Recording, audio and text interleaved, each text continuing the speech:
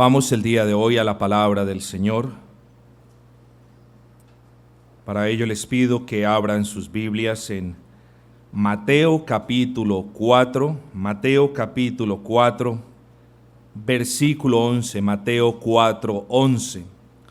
Y dice la palabra del Señor: el diablo entonces le dejó, y he aquí vinieron ángeles y le servían.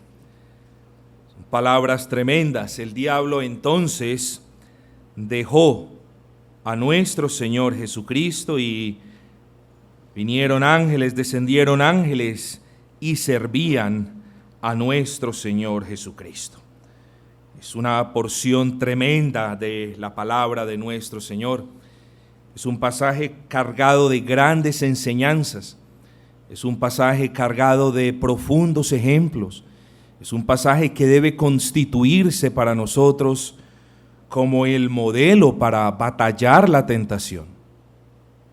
¿Quién de nosotros está libre de tentación? Absolutamente ninguno, porque somos carne. Aún si somos redimidos, queda un remanente de pecado en nosotros. La tentación, sea cual sea esta, nos atrae en un grado o en otro. No estamos exentos a no ser tentados. Ninguno de nosotros puede decir: yo no soy tentado en nada. Todos nosotros somos tentados, como les dije, en alguna cosa o en otra, en un grado más grande o en otro. Es menester pues que nos ocupemos nosotros de este pasaje y sepamos qué es lo que dice el Señor con respecto a la tentación. Y el título que nosotros tenemos para esta mañana es sencillamente: el propósito de las tentaciones satánicas. Qué nombre tan fuerte. Tentaciones satánicas. ¿Estas son tentaciones satánicas? Por supuesto que sí. Aquí vemos a Satanás, al engañador, al mentiroso, al padre de las mentiras, tentando a nuestro Señor Jesucristo. Y amigo, déjeme dejarle las cosas en claro. Si Satanás tentó al Dios de dioses y al Señor de señores, ¿cómo no lo va a tentar a usted que es nada? ¿Cómo no lo va a tentar a usted que es mera carne? Entonces debe estar preparado para presentar batalla al frente del tentador. Debe estar preparado porque, como decimos en este país, soldado avisado no muere en guerra. Satanás lo va a tentar pronto y lo va a tentar fuerte, o lo va a tentar dentro de un tiempo y no lo va a tentar quizás de manera tan dura. Pero lo que sí es cierto es que Satanás lo va a tentar a usted, me va a tentar a mí. ¿Por qué? Porque él quiere que nos separemos, porque él quiere que estemos apartados del Señor.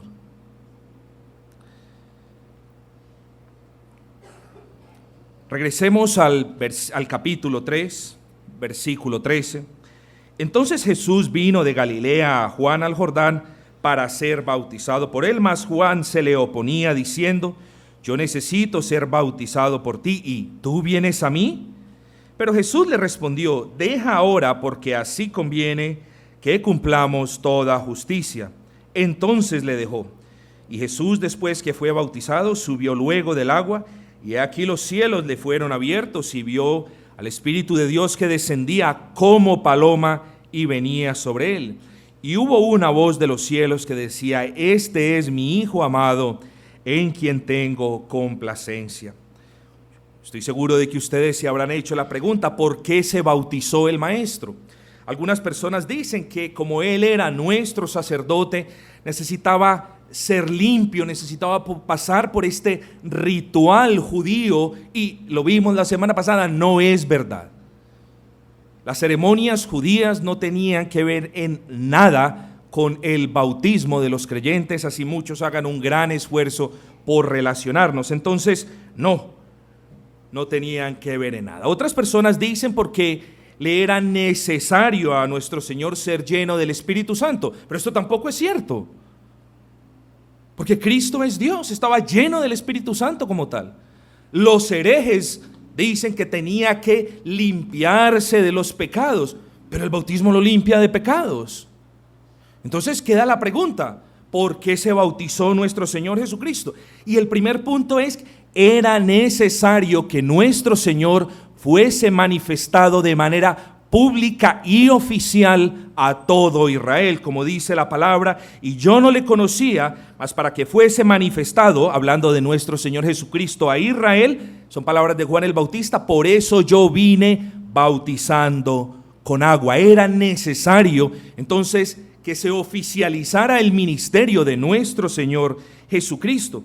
Pero amados, sin lugar a dudas, nuestro bendito Señor se bautizó porque escúchenme, tenía que ser semejante en todo a sus hermanos. Y yo les leo este pasaje en Hebreos 2:17, por lo cual debía ser en todo semejante a sus hermanos, para venir a ser misericordioso y fiel sumo sacerdote en lo que a Dios refiere, para expiar los pecados del pueblo. Amados, semejante en la debilidad.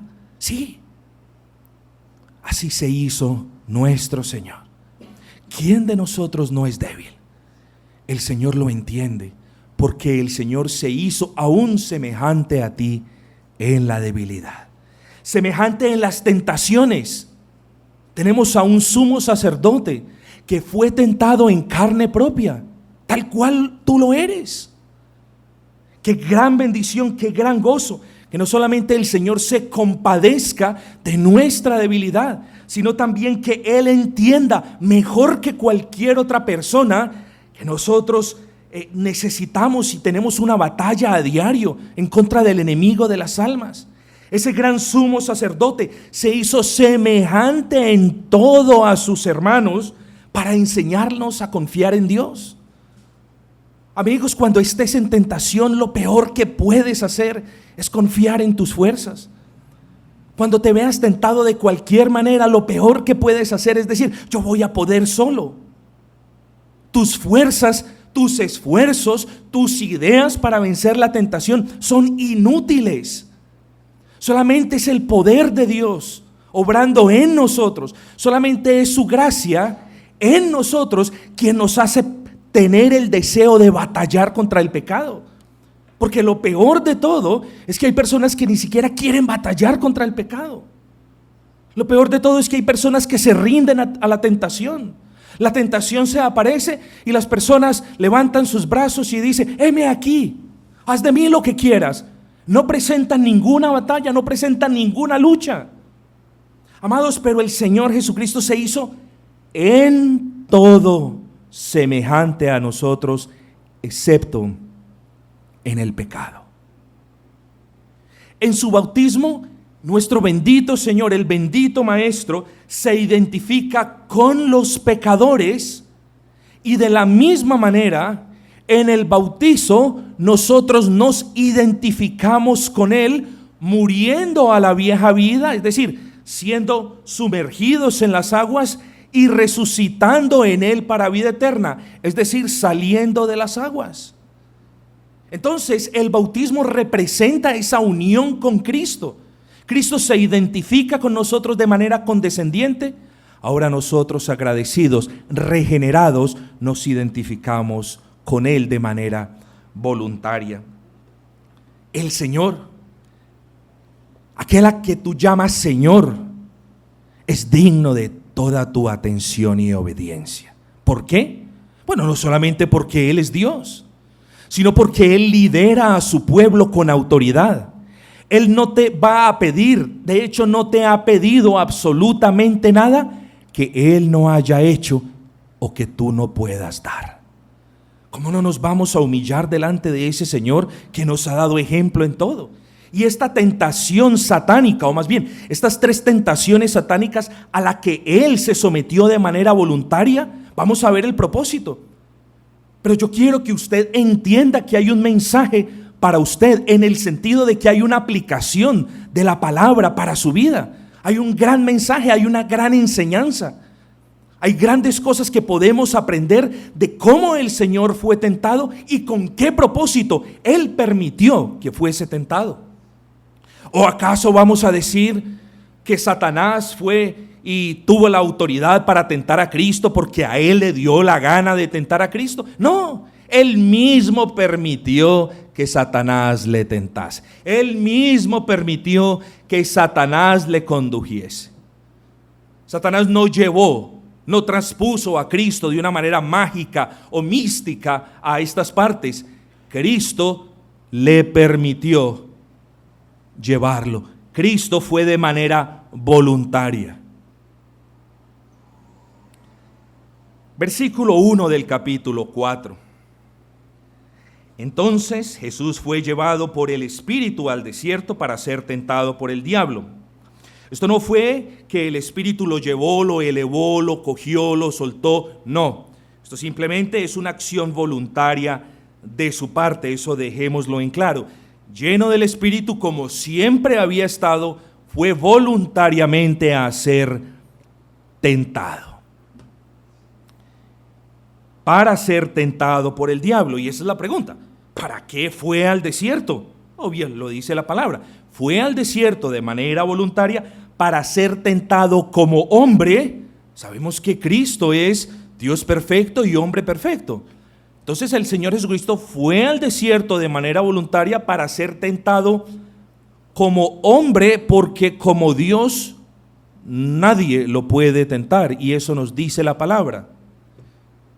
Entonces fue al desierto, ¿y qué sucedió allí? Bueno, fue tentado por el enemigo. ¿Pero por qué tenía que ser tentado? Fue tentado para mostrarte su superioridad sobre el tentador.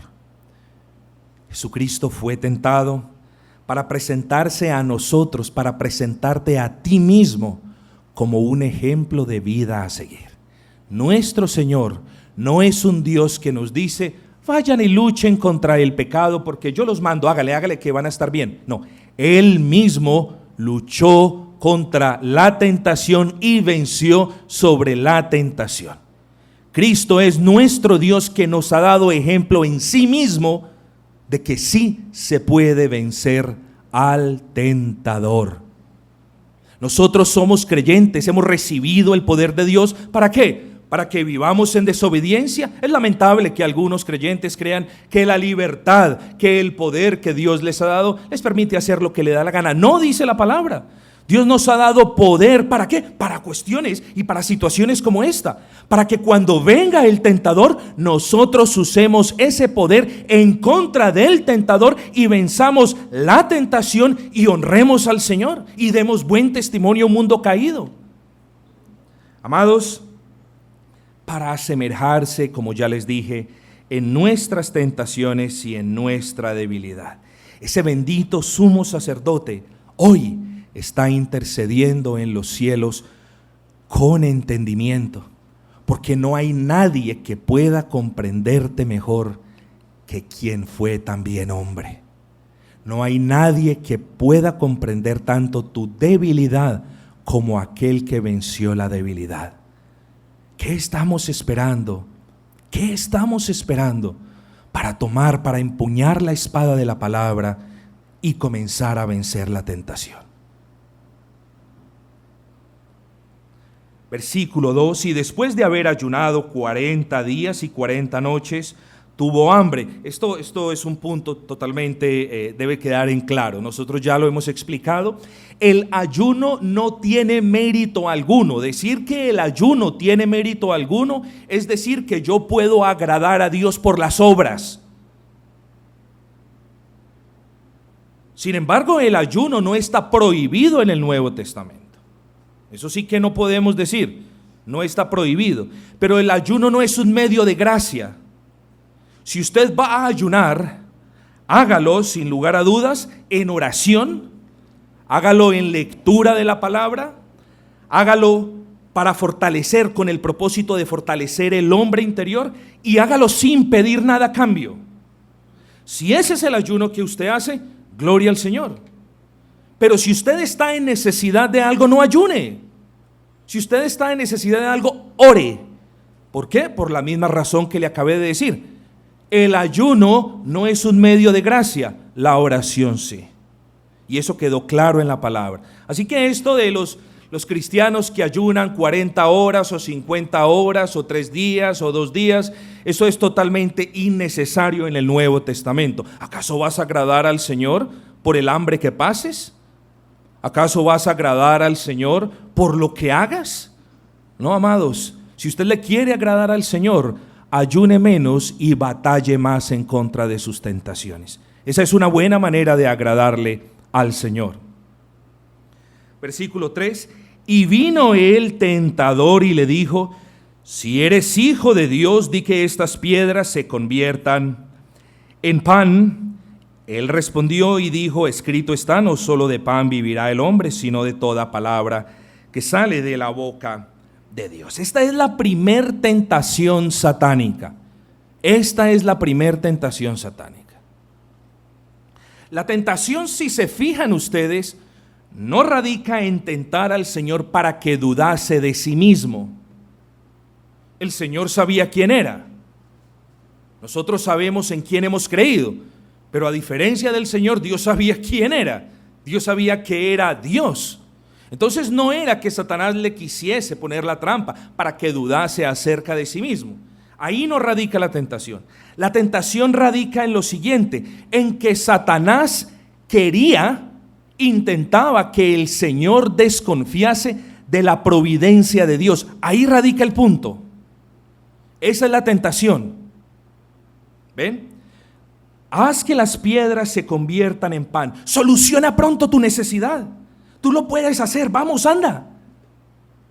No necesitas sufrir más. Hazlo pronto. Tú lo puedes hacer. Tú eres Dios. Basta una palabra. Amigos, podemos hablar tantas cosas al respecto. ¿Cuántas veces usted no se ha afanado a tomar una decisión a la carrera?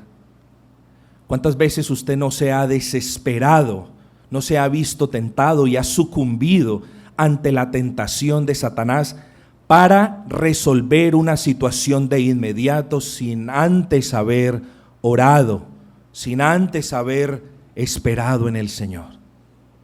No solo de pan vivirá el hombre, sino de la voluntad del Señor. El Señor simplemente está diciendo aquí: no solo de pan vivirá el hombre, sino de todo lo bueno que Dios tenga en su providencia para con sus hijos. Eso es lo que está diciendo el Señor. El Señor a sus hijos los ha prometido, o les ha prometido sostenerlos, les ha prometido protegerlos, les ha prometido guardarlos. ¿Acaso el Señor en un día de necesidad lo va a dejar perecer cuando le ha prometido vida eterna, cuando le ha prometido paz? ¿Acaso en medio de la tentación el Señor lo va a abandonar cuando el propósito eterno para con esta persona ha sido reconciliación en Cristo y ha sido gozo en Él? Amados, despertemos al hecho de que los cristianos tenemos necesidades. Despertemos al hecho de que los cristianos no estamos felices porque lo tengamos todo. Nosotros estamos gozosos y tenemos el gozo del Señor porque el Señor es quien ha obrado en nuestros corazones y nos ha reconciliado con Dios. Por lo tanto, si bien necesitamos del pan, debemos poner nuestra mirada en las cosas celestiales y confiar en la providencia del Señor. ¿Acaso el Señor no hizo lo mismo con Israel? ¿Acaso el Señor no les hizo tener hambre para Él mostrarles su providencia y que del cielo descendiera maná? ¿Por qué nosotros, años más tarde, vamos a creer que Dios ha cambiado sus maneras? Dios ama a su pueblo. Dios va a cuidar de ti. Dios te va a proteger. Dios te va a proveer. Entonces, ¿por qué nos afanamos a resolver los problemas como Satanás quería que Cristo lo resolviese? Había hambre, había necesidad en el cuerpo de nuestro Señor. Claro está. Pero la solución no era que el Señor emitiese la palabra y hubiese abundancia de pan. Esa no era la solución. Esa no era el propósito del Señor.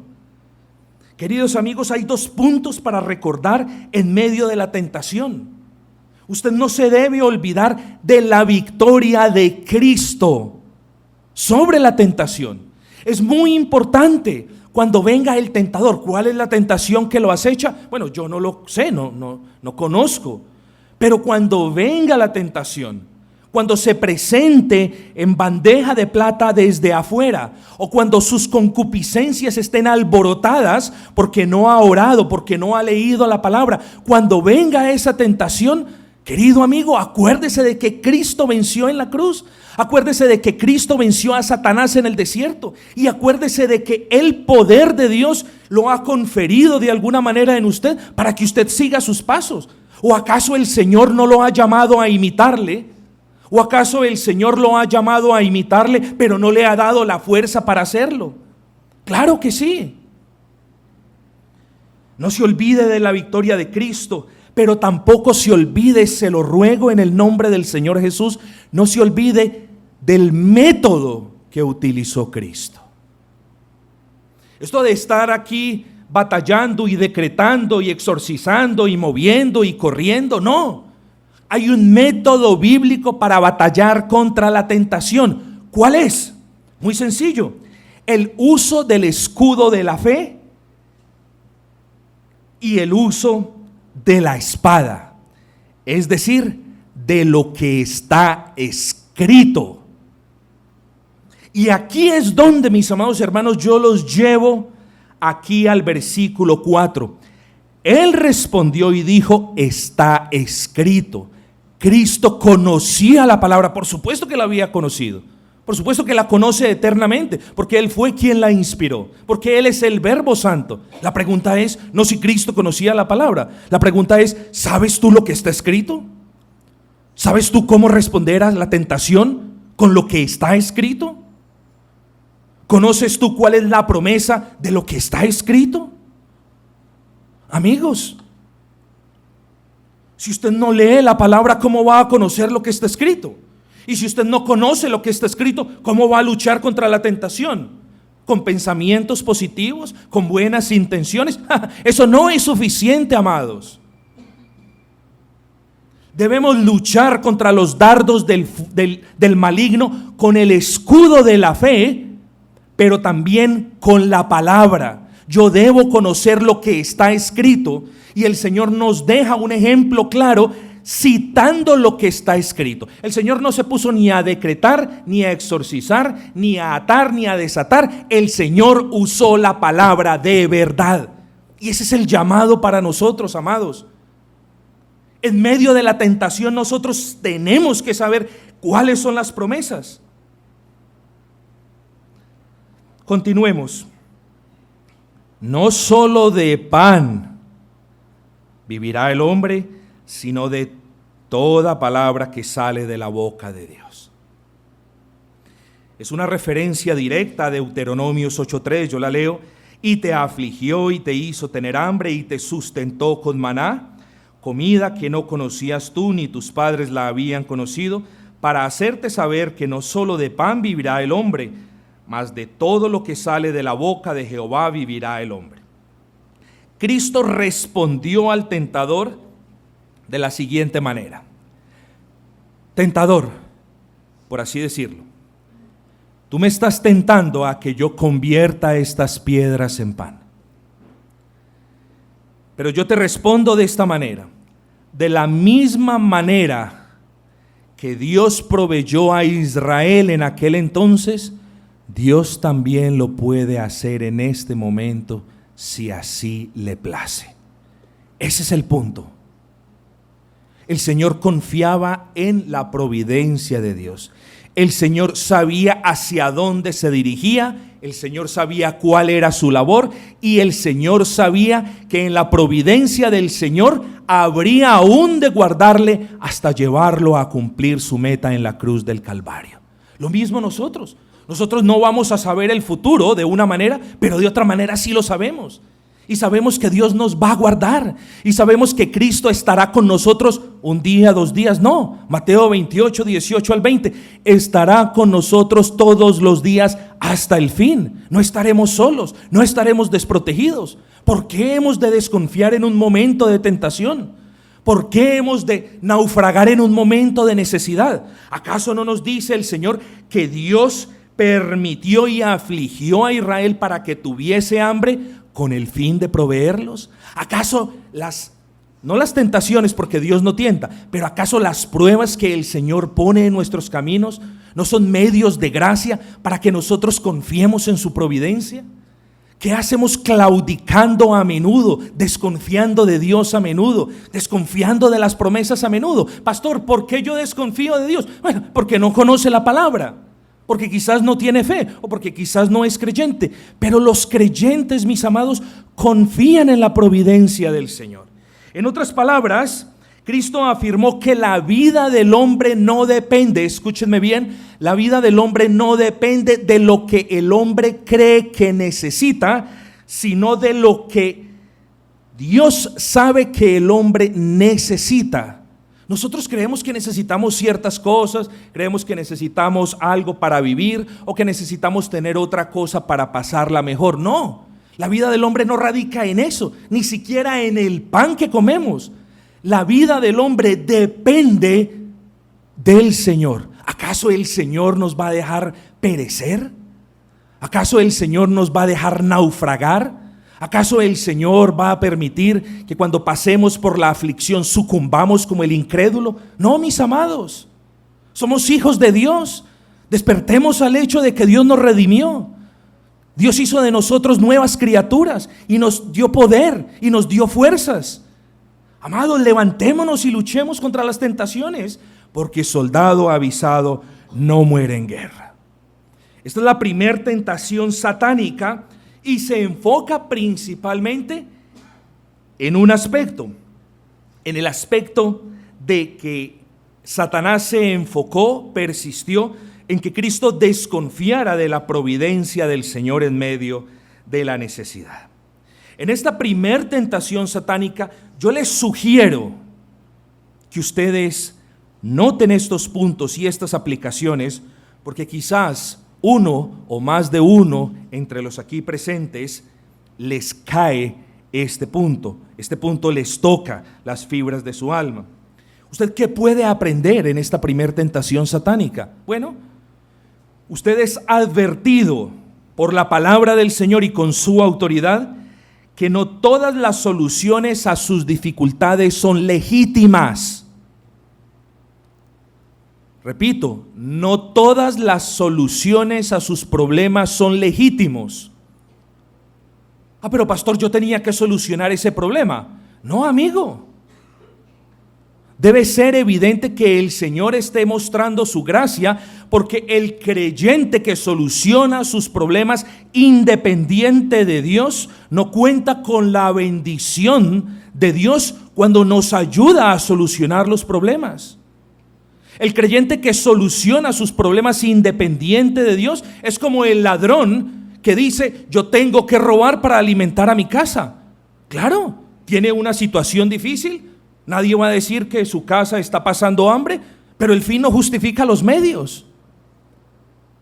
Entonces, amados, que el Señor hubiese convertido las piedras en pan, ¿lo podía hacer? Por supuesto. Pero eso era desconfiar de la providencia del Señor. ¿Acaso el Señor iba a desamparar a Cristo? ¿No nos damos cuenta en el versículo 11, lean el versículo 11, que vinieron ángeles y le servían? Ese es el punto de la providencia. Dios es fiel para con los hijos. No había necesidad de convertir ningunas piedras en pan. El Señor traería banquete y servicio a través de los medios estipulados. Amado, usted podrá ver que la verdadera ayuda viene del cielo. De ahí viene la verdadera ayuda. Nosotros tenemos que confiar en el Señor. Nadie le está diciendo que desconfíe del hermano al lado o al frente. Nadie le está diciendo de que no pueda tener un buen amigo. No, pero nuestra ayuda viene de los cielos. Nuestro socorro viene de Dios. Nuestra liberación viene de a lo alto. ¿Qué hacemos nosotros esperando o esperanzados a recibir algo de alguien para nuestra necesidad? No, amados. Usted es alentado en esta primer tentación, usted es alentado a recordar la fidelidad de Dios en tiempos pasados. ¿Cuántas veces Dios no le ha tendido la mano? ¿Cuántas veces Dios no le ha provisto? ¿Cuántas veces Dios no le ha mostrado su misericordia? ¿Cuántas veces Dios no le ha demostrado que Él no tarda, sino que sus tiempos son perfectos? ¿Cuántas veces no lo ha hecho? entonces ¿por qué en la tentación usted no se acuerda de los beneficios de Dios en el pasado? Amados, sobre todas las cosas, usted debe aprender que sí es posible vencer la tentación. Sí es posible vencer la tentación. Esto no es invención del pastor. Esto nos lo promete la palabra. Y esto debe ser una realidad para todos nosotros. Sí es posible. Yo no los estoy trabajando mentalmente. No los estoy llenando de sugestiones. No les estoy sugestionando. No les estoy llenando sus mentes de información positiva. No. Es una realidad bíblica. Sí podemos vencer la tentación. Pastor, ¿cómo podemos vencer la tentación? Por la gracia del Señor y confiando en sus promesas. ¿Cómo pido la gracia del Señor? Ore. Así se pide la gracia del Señor. Ore. ¿Cómo yo confío en las promesas? Conozca las promesas. Porque la fe viene por el oír y el oír la palabra del Señor. Pero si usted no ora, ¿qué fuerzas va a tener cuando el diablo le presente esa tentación que lo derrite en bandeja de plata? Pero si usted no lee la palabra, ¿con qué garante bíblico usted se enfrentará al diablo que sí conoce la palabra y que lo engaña a usted porque usted ni siquiera conoce la Biblia? Amados, la tentación se vence con gracia y con la espada de la palabra. La gracia usted la obtiene en oración, el poder usted lo pide en oración, el deseo de batallar usted lo pide en oración. Pero las promesas de la palabra no vienen por arte de magia. Las promesas de la palabra vienen cuando usted lee la palabra. Yo le hago una pregunta. ¿Lo sobrecoge una tentación en este momento? ¿Acaso usted no ha leído que escrito está? No os ha sobrevenido ninguna tentación que no sea humana, pero fiel es Dios que no os dejará ser tentado más de lo que podáis resistir. ¿Usted no conocía esa palabra? ¿Usted se siente sin saber qué hacer cuando es tentado?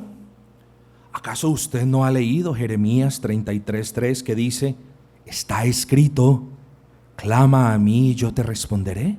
¿Acaso jamás lo ha leído? Pastor, parece que el diablo no me deja en paz ni un momento. Escrito está, Santiago 4:7, someteos pues a Dios y resistid al diablo y él huirá de vosotros. Son promesas, están en la palabra. Con la palabra Cristo venció la tentación, con la palabra Cristo ahuyentó a Satanás. ¿Por qué no usamos la palabra? Son promesas para nosotros, sus hijos amados. Parece que su tentación es insoportable, más que la del otro hermano, más que la de toda la iglesia.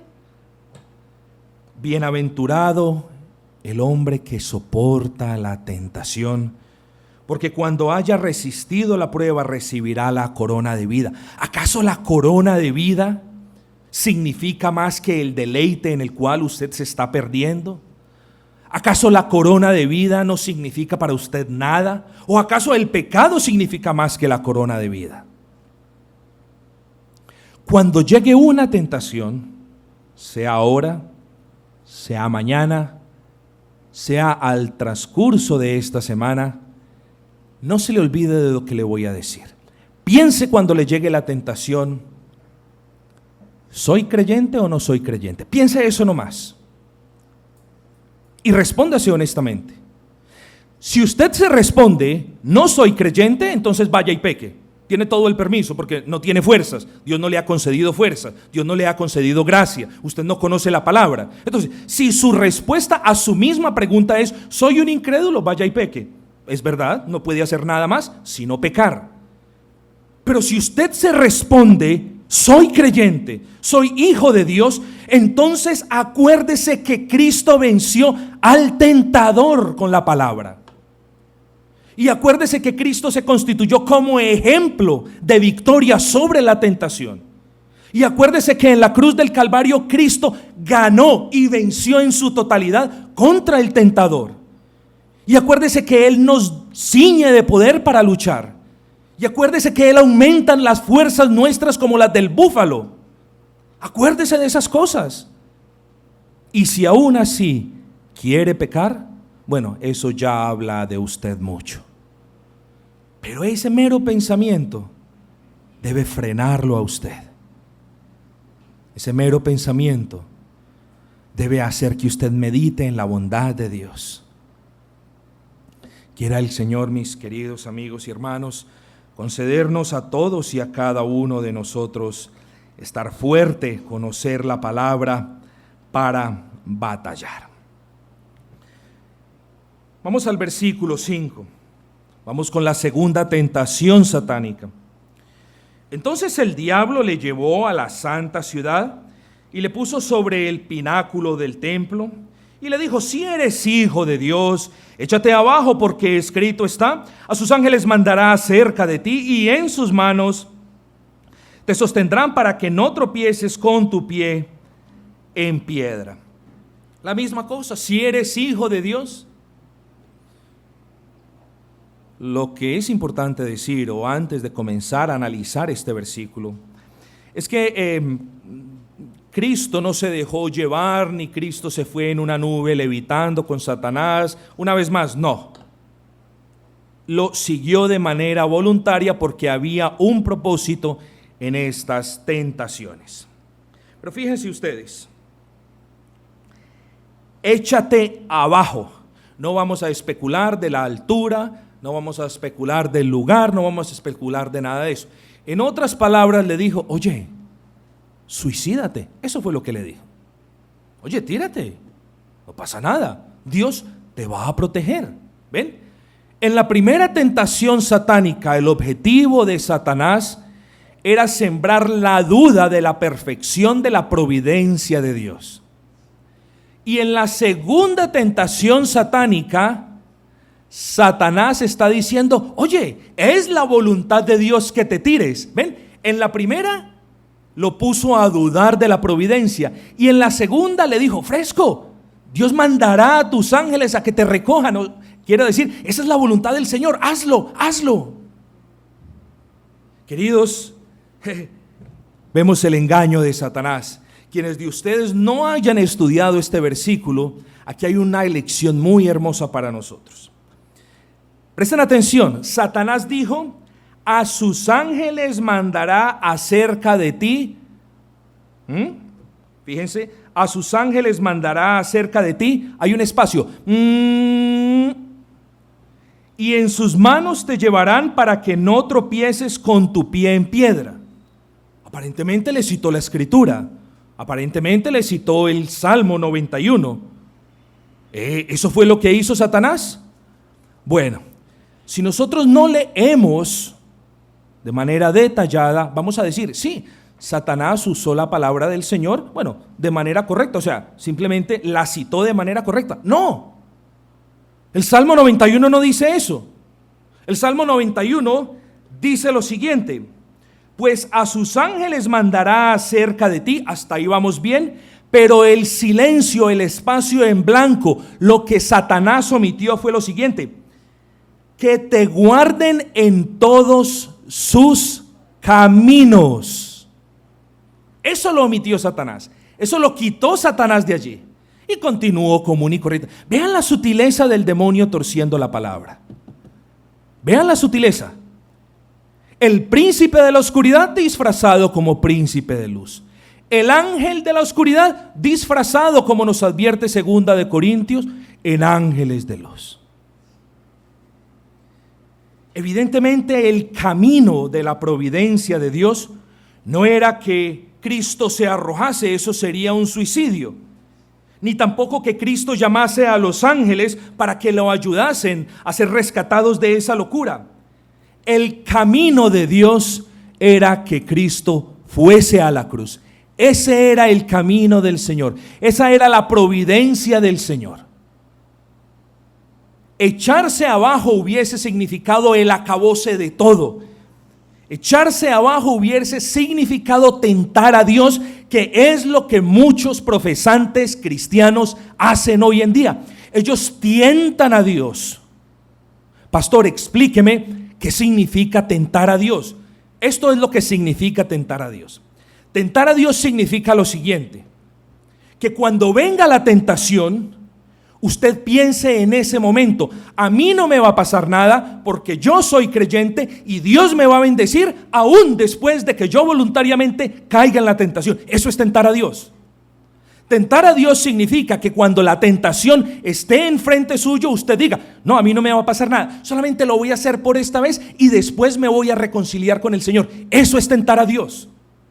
Tentar a Dios significa que usted se lanza al vacío del pecado esperando que de alguna manera Dios lo vaya a rescatar de quedar aplastado en el fondo, en el muro de las consecuencias. Eso es tentar a Dios. ¿Cuántos de ustedes tientan a Dios?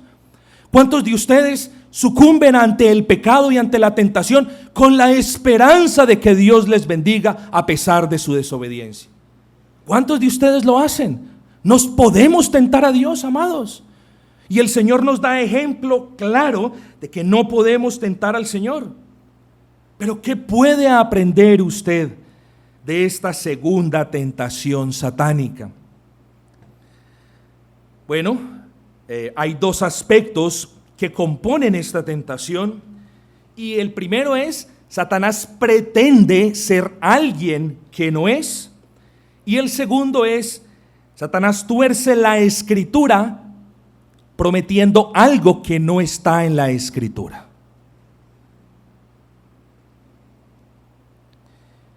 Usted, sí, cada uno de ustedes es advertido de que muchos son los que como Satanás tuercen la Escritura. Torcer la Escritura hoy en día se ha convertido en un negocio. Torcer la Escritura hoy en día se ha convertido en la regla, no en la excepción. Ahora el que tuerce la Escritura se le llama hermanito, y el que predica la palabra de verdad se le llama fariseo.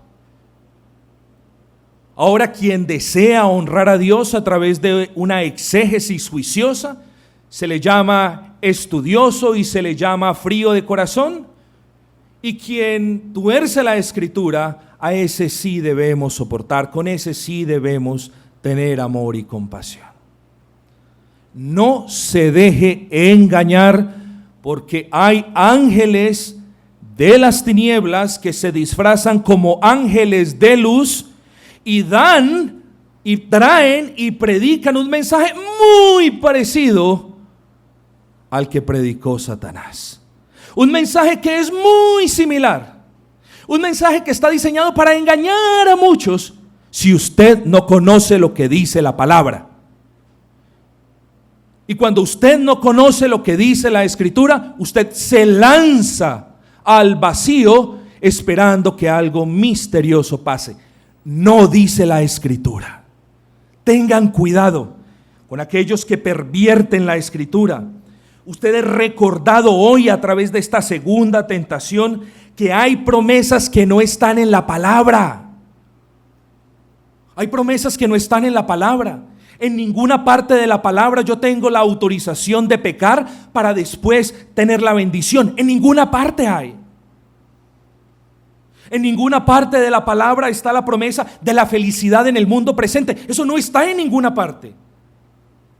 En ninguna parte de la Escritura está la promesa de la sanidad permanente o de la prosperidad permanente. No.